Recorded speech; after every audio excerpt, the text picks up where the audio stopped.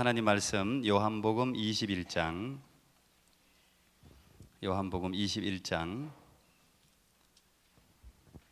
17절부터 22절까지 말씀입니다. 17절부터 22절까지 말씀, 신약성경 186쪽. 하나님의 말씀 우리 교독하겠습니다. 마지막 절은 합독합니다. 세 번째 가라사대 요한의 아들 시몬아, 내가 나를 사랑하느냐 하시니 주께서 세 번째 네가 나를 사랑하느냐 하심으로 베드로가 근심하여 가로되 주여 모든 것을 아시오매 내가 주를 사랑하는 줄을 주께서 아시나이다. 예수께서 가라사대 내 양을 먹이라.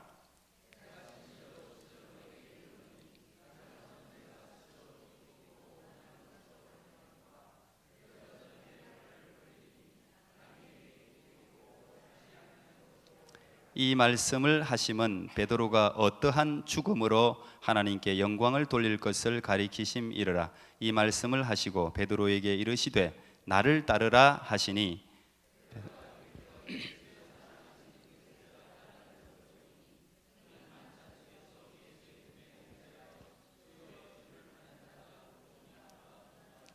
이에 베드로가 그를 보고 예수께 여짜오되 주여 이 사람은 어떻게 되겠사옵나이까? 예수께서 가라사대 내가 올 때까지 그를 머물게 하고자 할지라도 네게 무슨 상관이냐? 너는 나를 따르라 하시더라. 아멘. 할렐루야. 우리 옆 사람 인사하겠습니다. 당신을 보면 살맛이 납니다. 인사하겠습니다.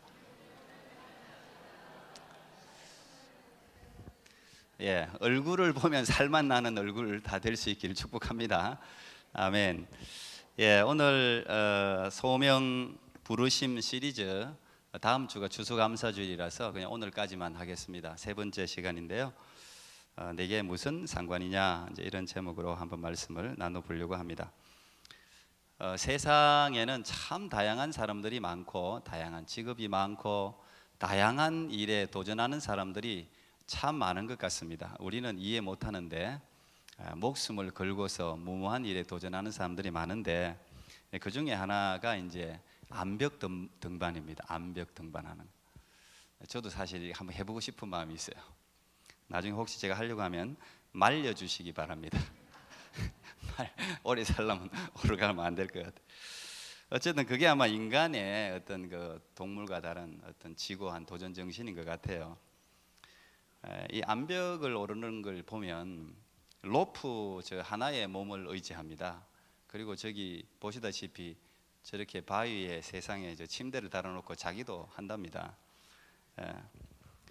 대단하죠. 우리가 많은 영화에 이런 이제 암벽 등반을 주제로 하는 영화들도 참 많이 나왔었습니다. 근데 대부분 그 영화 중에 한 장면은 그 로프가 이제 뽑혀가지고 추락하는 이제 그런 장면을 우리가 상당히 많이 보죠. 이 암벽을 등반할 때 일단 중요한 것은 이 로프는 생명선이나 똑같아요. 근데 로프 줄도 물론 좋아야 되지만 더 중요한 것은 이 줄을 어디에 고정시키느냐 하는 게 더 중요해요. 이게 단단한 곳에 고정시키지 않으면 그냥 뽑혀버립니다. 그래서 위험을 초래하게 되죠. 저는 이 소명을 생각하면서 우리 소명이 이런 게 아닐까 이제 이런 생각을 한번 해봤습니다. 우리가 가지고 있는 부르심에 대한 분명한 소명 의식이야말로 흔들리지 않는 바위 위에 내 소명의 자리를 마련하는 것.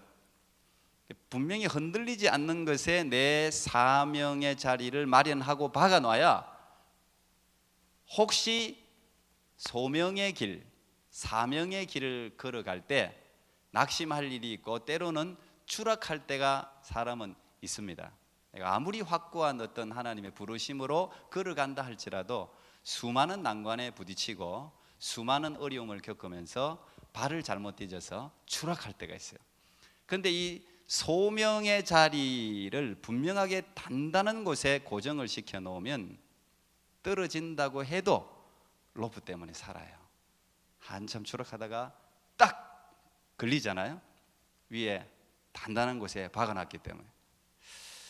저는 이 부르심에 대한 확신이 그렇게 중요한 것이라고 생각합니다. 우리의 목숨과 같아요. 소명자에게는 이 부르심에 대한 확신이 정확하고 분명해야 소명의 길을 끝까지 걸어갈 수가 있고 소명을 감당할 수가 있다는 이야기예요. 그래야 낙심하지 않고 그것 때문에, 그 부르심 때문에 자기에게 주신 일을 능히 감당할 수 있습니다. 저는 2주에 걸쳐서 첫째 주에는 하나님이 당신을 부르셨습니까? 이제 이런 제목으로 부르심에 대해 말씀을 나눴죠. 우리 한번 옆 사람 물어보겠습니다. 하나님이 당신을 부르셨습니까? 물어보세요. 자, 각자 대답해 보세요. 각자 대답. 뭐 다른 건 몰라도 이 자리에는 부르셨습니다. 뭐 이렇게 이 자리에는 불러서 왔습니다. 어쨌든 이 자리에 오는 게 중요하잖아요. 하나님이 여러분을 부르신 줄 믿습니다. 근데 어디로 불렀느냐 하는 것은 이제 여러분의 자리가 다 있습니다. 구원으로의 부르심이 있고 사명으로의 부르심이 있습니다. 직장으로의 부르심이 있죠. 우리가 궁극적으로 하나님이 우리를 어디로 부르시느냐, 하나님의 사람을 어디로 부르시느냐, 예수 그리스도께서 십자가의 죽음을 통하여 마련해 놓으신 천성으로 부르십니다. 마지막에 우리를 부르시는 곳은 그곳입니다. 그래서 여러분 철로역정, 존 버년이 지은 철로역정에 보면 마지막 그 요단강을 건너서 천성의 그 강을 건너갈 때 하늘에서 천군 천사들이 나팔을 팍 불면서 예수님께서 직접 나와서 맞이하시고 그 기쁨에 허그를 하면서 그를 맞아주는 장면이 사실 철로역정의 아주 클라이막스자 마지막 장면 아닙니까? 우리 마지막에 그렇게 이제 하나님 우리 그리 부르셨어요. 우리 전부 다 이제 거기 천성에서 다 만나게 될 줄 믿습니다. 그 부르심을 향해서 우리가 지금 나가는데, 두 번째 지난주에는 저는 소명자는 낙심하지 않는다라는 제목으로 말씀을 나눴습니다. 따라하겠습니다. 소명자는 낙심하지 않는다. 부르심을 받은 사람은 낙심할 일은 있지만 우겨쌈을 당해도 쌓이지 아니하고, 사도 바울이 고백한 고백을 우리도 할 수가 있는 것이죠. 그래서 이 사명의식, 소명의식, 부르심에 대한 확신은 정말 중요합니다. 제가 한 10주, 10주 정도 연속으로 하고 싶은데 다음 주 추수감사주일이니까 또 감사 설교를 해야 될 것 같아서 어쨌든 여기서 여기까지만 하는데, 여러분 계속해서 이 부르심에 대한 확신을 스스로가 분명히 가질 수 있으면 좋겠습니다. 오늘 마지막으로는 이게 무슨 상관이냐 이런 제목인데, 여러분이 지금 방금 읽었던 요한복음 21장은 요한복음의 마지막 장이죠. 어떤 분은 요한복음 22장까지도 있다고 이제 하는 분들도 계시던데 23장, 24장 몰라가지고 뭐 계속 그렇게 말씀하시는 분들도 있는데, 요한복음 21장까지죠. 마태복음 몇 장까지라고요? 마태복음 몇 장까지 있습니까? 그냥 이거 원고 없는 건데 물어보는 거예요. 몇 장까지? 28장까지 있죠. 마가복음은 몇 장까지 있어요? 16장까지 있습니다. 누가복음 몇 장까지 있어요? 뭐 더 적고 싶으면 여러분 적으시면 됩니다. 이 성경이 별거 아닌 것 같지만 이런 것도 여러분 중요합니다. 성경 쭉 이렇게 다 하는 거 중요한데, 어쨌든 이 요한복음 21장입니다. 근데 이 요한복음은 아시다시피 약 95세 정도 된 전후된 노구에 살아있는 마지막 사도 요한이 기록한 복음서입니다. 어떤 사람이든 어떤 글을 적을 때 도입부하고 마지막 종결부가 항상 중요합니다. 마무리를 딱 엔딩을 잘해줘야 강하게 사람들에게 임팩트 있게 남게 돼 있어요. 그래서 마무리는 항상 고민을 하게 돼 있습니다. 저도 뭐 설교 준비할 때 마무리를 고민하지만 고민을 하게 돼 있어요. 스피치를 잘하는 사람은 전반부 사람들의 시선을 잡고 마지막 부분 임팩트 있는 엔딩을 통해서 마음에 남기죠, 메시지를. 그런 의미에서 요한도 아마 그럴 겁니다. 요한도 많은 서신을 적었잖아요. 이것뿐 아니라 요한 복음서 특히 21장까지 적으면서 마지막 장 엔딩을 어떻게 구성할 것인가, 물론 성령의 감동으로 기록했지만 요한도 분명히 생각을 했을 겁니다. 마지막 엔딩은 베드로를 등장시켰어요.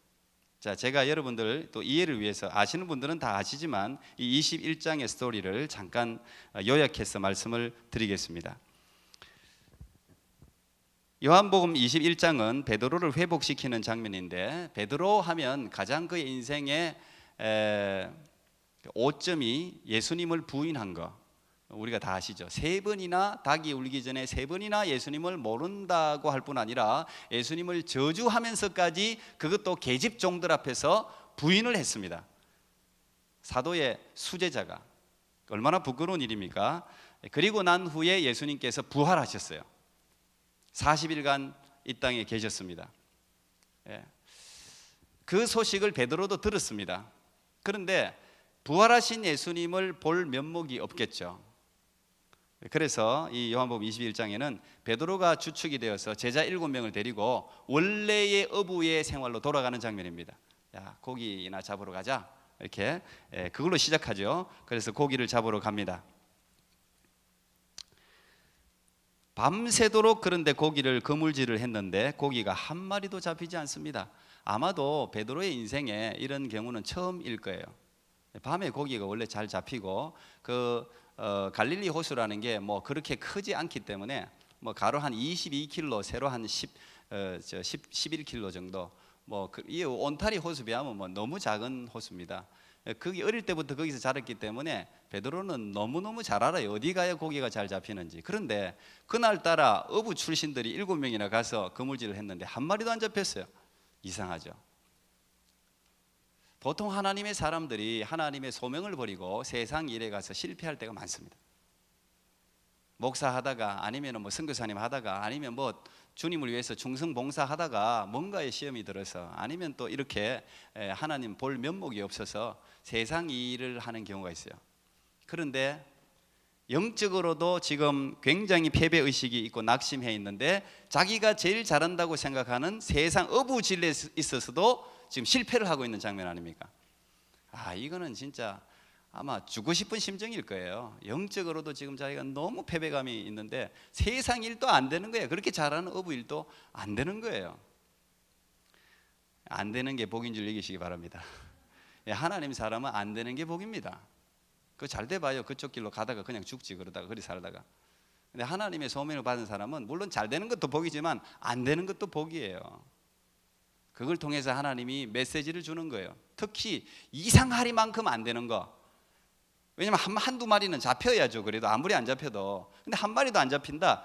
이건 주님의 손이 있는 거예요. 이건 주님의 간섭 없이는 이렇게 될 수가 없어요. 이것도 기적이에요. 고기 안 잡히는 것도. 그래서 저는 항상 이거 볼 때마다 주님이 참 고생했다. 밤새도록 고기, 얘들아, 이 그물 여기 던질 거니까 저리 피해, 저리 피해, 저리 피해. 이거 얼마나 힘든 일입니까? 고기들도 어차피 잡힐 고기들이 피해 다닌다고 밤새 고생했어요. 그거를 여기 보면 이제 이른 새벽에 예수님이 나타난 것 같지만, 제가 생각할 때는 밤새도록 나는 같이 있었다고 생각합니다. 그 디베랴 해변에서 늘 그들을 지켜보고 있는 거예요. 거기 건물질하고 허탕하고 허무해하고 낙심하고 이런 모습을 지켜보고 있는 거죠. 그리고 부릅니다. 누군가 부르더니 배 오른편에 거기 거물질 해봐라, 거물을 던져봐라. 그런데 이 사람들이 웬일인지 그 누군지 모르지만 그 사람 말을 듣고 던진단 말이에요. 던졌더니 고기가 몇 마리 잡혔다고요? 모나미 153, 153마리가 잡혔습니다. 엄청난 거, 큰 물고기들이 잡혔습니다. 그런데 한 번도 되지 않던 그물질에 갑자기 고기가 그물이 찢어질 정도로 잡히자 베드로가 죄의식을 느끼고 그분이 예수님임을 인식하게 됩니다. 그리고 뛰어내려서 예수님께 가죠. 근데 갔더니 예수님은 또 벌써 이 고기 파티를 준비하고 있는 거예요. 모닥불을 딱 지펴놓고 그들을 지금 기다리고 있습니다. 그리고는 너희들이 잡은 물고기 가져와라, 그러면서 고기를 직접 구워서 주죠. 여러분 얼마나 배고팠겠습니까? 그물질이 이거 보통 일이 아니잖아요. 혹시 어부 출신 계시면 알 텐데 아주 힘든 일이죠. 배도 고프고 밤새도록 했으니. 그러면서 예수님께서 물으시죠. 요한의 아들 시몬아, 네가 이 사람들보다 나를 더 사랑하느냐? 이걸 3번이나 묻습니다. 아시다시피 여러분, 베드로가 예수님을 부인한 건 모닥불에서 부인했잖아요. 불을 지피다가 계집종의 질문을 받고 부인한 거 아닙니까? 그래서 모닥불만 보면 그날 일이 생각나기 때문에 베드로 집에는 모닥불을 피우지 않았다. 그 이후로 뭐 그런 전성이 있습니다. 모닥불만 피우면 생각나니까 자꾸 너무 아프니까. 그런데 상처를 치유하기 위해서는 아픔에 직면해야 됩니다. 항상. 예수님도 지금 그런 방법을 쓰고 있는 거예요. 모닥불을 일부러 지폈다고 베드로를 위해서. 짚어놓고 3번 묻는 거예요. 베드로가 3번 부인했으니까 예수님 절대 몰라, 예수님 뭐 사기꾼이야, 뭐 하여튼 저주하면서 했는데 예수님을 사랑한다는 고백 3번으로 회복을 시켜주잖아요. 저는 이 볼 때마다 참 제가 마음이 너무 감동스러운데, 예수님의 이 자상한 이 만지심을 늘 이제 생각하죠. 마치 저를 만지는 듯한. 그리고 난 후에 내 양을 치라, 내 양을 먹이라, 이런 이제 사명을 주지 않습니까? 그리고 마지막에 네가 순교할 것을 이야기하죠. 다른 사람이 너를 띠를 띄워 가지고 너를 끌고 갈 거다. 그래서 설명을 덧붙여 놨잖아요. 이 19절에 베드로가 어떠한 죽음으로 하나님께 영광을 돌릴 것을 가르치십니다. 이렇게 이제 해석을 해놓고 있습니다. 자, 여기까지 보면 엔딩이 너무 멋져요. 여기서 엔딩을 딱 하면 진짜 아름답고 감동적인 엔딩이에요. 그렇지 않습니까? 베드로의 한 사람을 회복시키는 장면을 통해서 나를 찾아오시는 예수님을 보게 되잖아요. 우리가 이 장면은 우리가 생각할 때마다 은혜가 되잖아요. 생각할 때마다, 저는 볼 때마다 은혜스러워요. 볼 때마다. 여기서 근데 딱 끝을 내야, 글을 잘 적는 사람이에요. 여기 딱 엔딩을 해야 아주 진짜 아주 퍼스널한 터치를 하면서, 너무 막연한 엔딩이 아니라 어느 한 사람의 초점을 맞추면서 베드로가 회복되는 장면을 통해서 예수 그리스도의 사랑을 우리에게 나타내 주잖아요. 너무 좋은 엔딩 장면이에요. 그런데 여기서 요한은 더 나가고 있어요. 그래서 어떻게 보면 더 지저분해지고 더 아주 산만해져 버렸어요. 어떻게 생각하면? 그게 오늘 우리가 읽은 본문이에요. 베드로는 예수님으로부터 자신의 순교에 대한 예언을 듣자마자 그 옆에, 예수님 옆에 있는, 본문을 통해서 보면 사랑하시는 제자 요한을 이야기하죠. 요한을 돌아보면서 예수님께 질문합니다. 제가 그러면 그렇게 죽으면, 제가 그렇게 순교하면 이 사람은 어떻게 되는데요? 이렇게. 이 사람은 어떻게 됩니까? 마지막이. 이건 뭐 진짜 궁금해서 그렇기도 하고, 약간의 이제 어떤 요한 또 예수님 사랑하고 맨날 예수님이 막내고 사랑을 너무 받고 자기는 맞이고, 약간의 어떤 경쟁 의식이 있을 수도 있어요. 어쨌든 궁금해서 예수님께 묻습니다. 그런데 예수님은 그 질문에 대답을 하지 않습니다. 그 사랑하는 제자의 미래에 대해서 대답하는 대신 오늘 우리가 읽은 것 같은 이 말씀을 하세요. 그 세 번역으로 제가 여러분에 읽어드리면, 내가 올 때까지 그가 살아있기를 내가 바란다고 한들 그것이 너와 무슨 상관이 있느냐? 너는 나를 따라라. 자, 이게 거의 사실 요한복음의 지금 마지막, 그 뒤에는 덧붙여진 거고 마지막 엔딩이에요. 왜 요한은 굳이 베드로의 그 마지막 예수님께서 순교의 장면을 일러주시면서 그 감격적인 엔딩에서 더 나가서 우리가 생각할 때 쓸데없어 보이는 질문을 통해서 베드로의 인상을 구겨버리죠. 지금 좀 이 엔딩이 좀 지저분해졌잖아요. 어떻게 보면 왜 이런 이야기를 했을까? 자, 성경은 여러분 누구를 위해서 기록된 겁니까? 성경은 하나님의 말씀이지만 하나님이 누구를 위해서 인간의 언어로 이렇게 기록해 놓았을까요? 누구를 위해서? 누굽니까?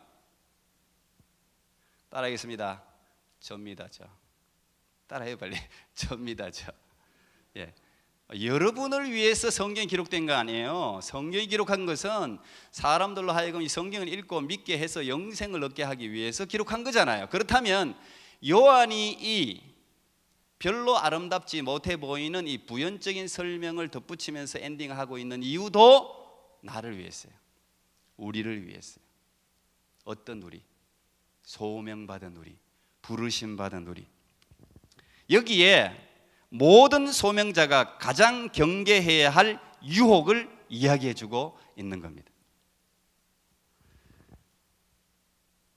베드로의 가장 치명적인 약점은 주의가 산만해요. 항상 딴 곳에 눈을 잘 돌린다는 거예요. 두리번 하는 걸 좋아해요. 베드로가 물 위를 걸은 최초의 인간 아닙니까? 배 밖으로 내려서 물 위를 걸으려 할 때 베드로가 예수님을 바라보면서 물 위를 걸었지 않습니까? 그런데 어떻게 됐어요? 괜히 그냥 두리번 걷다가 그냥 예수님 보고 걸어가면 되는데 괜히 두리번거리는 습관 때문에 두리번 걷다가 이 아주 그 풍랑이는 무섭게 자기를 삼킬 듯이 이는 그 파도를 보고 그만 물에 빠졌죠. 그게 베드로예요. 베드로의 습관이에요. 또 베드로는 지나친 경쟁의식 내지는 영웅적인 자기 사랑이 있는 사람인 것 같아요. 결국 그게 베드로를 침몰에 빠뜨리는 요소가 되는데, 예수님이 자기의 죽음을 제자들에게 이야기한 적이 있습니다. 자기가 어떻게 죽어야 될 것을 이야기했을 때 베드로가 이런 이야기를 했죠. 옆에 있는 제자들을 쭉 훑어보면서 여기 있는 이 제자들은 다 예수님을 버릴지라도, 다 이 사람들은 예수님 배반할지라도 저만큼은 절대 예수님 배반하지 않습니다. 끝까지 나 충성합니다. 그 앞에 있는 거 빼버리고 저는 예수님을 따르겠습니다. 이랬으면 너무 좋은데 왜 그 사람들 쭉 둘러보면서 요 인간들은 다 배반해도, 베드로의 아주 나쁜 습관이에요. 다른 사람과의 비교를 통해서 자기를 드러내기를 좋아한 것이죠. 여러분, 소명자라 할지라도 거기엔 어쩔 수 없이 경쟁이 자리하고 있습니다. 이 소명자에게는 경쟁심이 침투하면 이 경쟁심이 결국은 질투로 이어져요. 성경에는 질투 때문에 망한 사람들이 많잖아요. 대표적인 사람이 사울 아닙니까? 질투, 지나친 경쟁, 비교는 항상 질투로 우리를 이끌어 간단 말이에요. 그런데 이 질투는 소명을 이루는 데 치명적인 약점이 됩니다. 나니아 연대기를 적었던 C.S. 루이스는 내가 믿는 기독교라는 그 책에서 우리의 자존심은 본질적으로 경쟁적이다 그랬어요. 우리의 자존심은 본질적으로 경쟁적이에요. 그 말이 무슨 말이냐면, 우리의 자존심은 내가 어떤 좋은 것을 소유했다고 해서 만족하거나 즐거워하지 않아요. 오히려 다른 사람이 가지지 못한 것을 내가 가졌을 때 즐거워하고 만족해요. 내가 아무리 좋은 걸 가져도 다른 사람이 다 가지고 있으면 안 즐거워요. 다른 사람이 없는 거 내가 가져야 만족해요. 그게 우리의 본질적인 경쟁의식이에요. 그런데 이 질투는 항상 자신과 가까운 사람들에게서 일어납니다. 뮤지션들, 음악가들은 음악가를 질투해요. 음악가가 뭐 정치인들을 질투하진 않아요. 질투 때문에 뭐 어떻게 자세한 내막은 모르지만 단명한 음악의 신동이 모차르트잖아요. 35살에 죽었습니다. 사실은 어떻게 보면 질투 때문에 죽었다고도 볼 수 있어요. 정치인은 정치인을 질투합니다. 스포츠 선수는 스포츠 선수를 질투하게 돼 있어요. 목사는 목사를 질투하게 돼 있어요. 요즘 젊은 사람들이 많이 아주 존경하면서 믿고 설교를 듣던데, 존 파이프 목사님이 계십니다. 침례교 목사님이신데 어쨌든 뭐 훌륭하신 분 같긴 합니다. 이 존 파이프 목사님이 오늘 예수님이 하신 말씀, 니게 무슨 상관이냐, 이것 때문에 큰 은혜를 받고 자기가 해방을 누리게 되었다는 글을 봤어요. 이렇게 추앙받는, 사람들이 존경하는 이름난 목사님도 질투가 있는 거예요. 경쟁의식이 자기 내면에 있는 거예요. 자기는 그 크리스찬 투데이 같은 이런 신문을 보기만 하면 항상 마음속에서 뭔가 이 질투가 일어난대요. 그 안에는 재능과 은사가 뛰어난 사람들의 광고라든지 이런 글들이 너무 많이 나오거든요. 보니까 자기하고 늘 비교가 되는 거죠. 책을 진짜 뭐 500권씩 뭐 이렇게 어느 부분에 읽어가지고 지성이 뛰어난 목사라든지 행정 능력이 뛰어난 목사라든지 설교 원고 없이도 그냥 뭐 탁월하게 그냥 잘하는 그 설교자라든지, 아니면 뭐 성경 해석 능력이 뛰어난 사람이라든지 교회 부흥을 뭐 탁월하게 시킨 목사님이라든지 뭐 이런 걸 보면 자기도 모르게 비교가 되고 침울해지고 좌절이 된다 그래요. 이런 분들도. 근데 본인이 이 말씀, 요한복음 21장 이 말씀을 읽으면서 네게 무슨 상관이냐가 자기에게 자유를 가져다 줬다는 거예요. 예수님은 우리를 다른 사람보다 우월하거나 열등한지의 여부에 따라 판단하지 않는다는 것이죠. 이건 기준이 아니라는 거예요. 예수님은 내가 해야 할 일을 다른 누구에게 주신 일이 없어요. 내가 한 일은 내게 주신 일이에요. 나는 그 일로 인해서만 판단받는 거예요. 지난주 소개했던 책 소명, 오스키니스가 적은 그 소명이라는 책에서도 이렇게 말을 해놨는데, 예수님은 우리를 부르실 때 한 사람씩 불렀다는 것이죠. 단체로 부르지 않았다는 거예요. 예수님은 우리를 다 개별적으로 불렀다는 것이죠. 그 말은 모든 사람에게 개별적으로 그 사람만이 할 수 있는 사명을 주셨다는 이야기예요. 그 사람만 할 수 있는.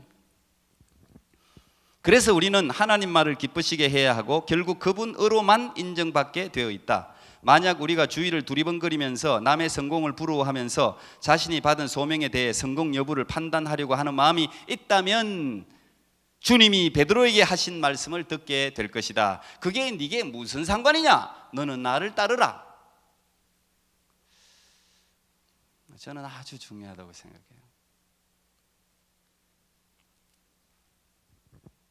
소명자에게 가장 조심하고 다루어져야 할 부분이 이 부분이라는 거죠. 그래서 요한은 마지막 엔딩을 우리 모두에게, 부르심을 받은 사람들에게 이 사실을 이야기해 주고 싶은 거예요. 뭐 사명을 받고 성령 충만한다고 해서 경쟁의식이 없습니까? 아니에요. 경쟁의식이 있어요. 은혜 받은 사람들은 은혜 받은 것 가지고 또 경쟁해요. 서로 누가 더 은혜 받았나요? 누가 더 은사를 받았나요? 봉사하는 사람들은 봉사하는 사람들까지 경쟁의식을 느낄 수 있어요. 누가 열심히 봉사하나 말이에요. 모르죠. 그건 좀 더 선한 경쟁일지는 모르겠는데, 근데 어쨌든 우리 소명 받은 사람은, 예수님을 따르는 사람은 오직 주님만 보여야 돼요. 주님만 보여야 돼요. 그리고 예수님만 바라보고 걸어가야 낙심을 하지 않습니다. 다윗이 골리앗을 왜 이겼습니까? 다윗이 골리앗을 보고 주의를 받다면 이길 수 있습니까? 절대 이길 수 없습니다. 우리는 너무 상황을 너무 많은 정보 때문에 너무 많이 그 정보를 가지고 모든 걸 너무 많이 분석해요. 하나님이라는 최고의 요소는 제일 마지막에 가지고 와요. 그러면 힘 있는 신앙생활 하기 거의 어렵습니다. 기적을 맛보기가 상당히 어렵습니다. 하나님이 모든 것의 기준이고 하나님이 성공 여부를 결정해요. 가장 중요한 요소예요. 하나님만 봐야 돼요. 그렇다고 그냥 아나무인이고 그냥 독재처럼 그냥 막 나가라는 게 아니라, 가장 중요한 내 성공, 아니 내 소명의 요인은 하나님이 가지고 계시다고 믿어야 된다는 거예요. 그래서 하나님이 크게 보이는 사람은 세상이 작게 보인다 그러잖아요. 근데 세상이 크게 보이는 사람은 하나님이 작게 보여요. 그리고 신앙적인 행동을 할 수가 없어요. 히브리서 기자도 믿음의 주요 또 온전하게 하시는 인 예수를 바라보자 그랬습니다. 우리의 믿음의 주요 온전, 우리의 처음이요 마지막, 우리의 믿음의 경주를 마지막까지 인도하실 분, 그 말이에요. 지금 이와 유사한 말이 성경에 참 많습니다. 사도행전 1장에도 예수님이 승천하는 장면이 있어요. 그죠? 이것도 예수님의 마지막 말이에요. 예수님께서 구름을 타고 올라가시기 전에 제자들이 물었던 마지막 질문은 뭐였습니까? 예수님 언제 하나님의 나라가 옵니까? 예수님 언제 오십니까? 뭐 이런 질문이에요. 그때 예수님께서 하신 말씀이 이거예요. 때와 기한은 아버지께서 가지고 계시니까 너희의 알 바 아니요. 그 질문을 어떻게 보면 무시하는 듯한 대답을 하셨어요. 하나님 나라가 언제 임합니까? 내 고생이 언제 끝이 납니까? 하나님, 나는 우리는 때에 대한 질문을 너무 많이 하거든요. 내가 앞으로 어떻게 됩니까? 뭐 이런 질문을 굉장히 많이 하는데, 예수님은 그 질문 말고, 그 질문은 너희 알 바 아니고 오직 성령이 너에게 임하면, 너희들이 관심을 가져야 될 부분은 이 환경을 맨날 내다보면서 어떻게 이런 질문 자꾸 던지지 말고 오직 예수님께 집중하라는 거예요. Focus on Jesus. 예수님께 포커스를 맞추라는 거예요. 그러면 거기에서 길이 열린다는 것이죠. 그게 신앙의 원칙이에요. 원칙. 하나님이 길을 열어준다는 거예요. 성령이 충만하면 길이 보인다는 거예요. 오직 복음의 증인으로 살면 그 다음 일은 내가 책임진다는 것이죠. 믿습니까? 그게 원리입니다. 그게 기독교의 원리예요. 우리는 자꾸 우리 힘으로 뭔가를 살려고 하니까 나도 힘들고, 지켜보는 예수님도 힘들고, 주위 사람도 힘들고, 삶이 비폐해지고 좌절하고 낙심하고 그런 거예요. 그러니까 예수님이 수고하고 무거운 짐진 자들아 내게로 오라. 왜 그렇게 수고롭게 수고하냐. 여러분, 소명자는 소명의 길을 가다가 딴 곳을 쳐다보면 사고가 납니다. 소명자는요, 엉뚱한 일에 시간을 낭비하면 안 돼요. 주어진 길에 최선을 다해서 누가 뭐라고 그래도. 그래서 때로는 외로워요. 그러나 외로움을 붙들고 그 외로움 가운데 하나님이 함께 하시죠. 주시는 위로가 있는 것이죠. 남의 일에 너무 지나치게 간섭하는 것도 안 좋아요. 그냥 하나님이 내게 주신 그 소명, 그 사명에 충실하면서 그저 주어진 길을 묵묵히 갈 때 하나님께서 내게 관계된 모든 일들을 풀어주시고 거기에 은혜를 주시고 능력을 주셔서 하나님의 일도 성취되고 또한 나의 삶에도 형통함을 주는 그런 놀라운 은혜가 여러분 가운데 있길 바랍니다. 축복합니다. 네게 무슨 상관이냐? 너는 나를 따르라. 기도하겠습니다. 하나님, 우리가 신경 써야 할 게 너무도 많은 세상입니다. 해야 할 일도 너무도 많고 돌봐야 될 사람도 많고 책임져야 할 일도 너무 많습니다. 세상은 우리에게 너무 많은 소리를 들려줍니다. 주님께 포커스할 시간이 없고 마음도 생기지가 않습니다. 그러나 소명자는 그 혼탁한 세상 가운데서도 주님의 음성에 귀를 기울이고 주님을 바라보는 사람인 줄 믿습니다. 우리가 주님께 포커스할 때 하나님이 우리의 일을 대신 감당해 주실 줄 믿습니다. 부름받은 우리가 딴 길로 가지 않고 딴 눈 팔지 말고 오직 주께서 주신 그 사명을 향하여 충실하게 나아가 하나님의 기적과 역사를 맛보는 하나님의 사람들 되게 하여 주옵소서. 예수님 이름으로 기도하옵나이다. 아멘. 예, 우리 성찬예식 285장 2절 4절 찬양합니다.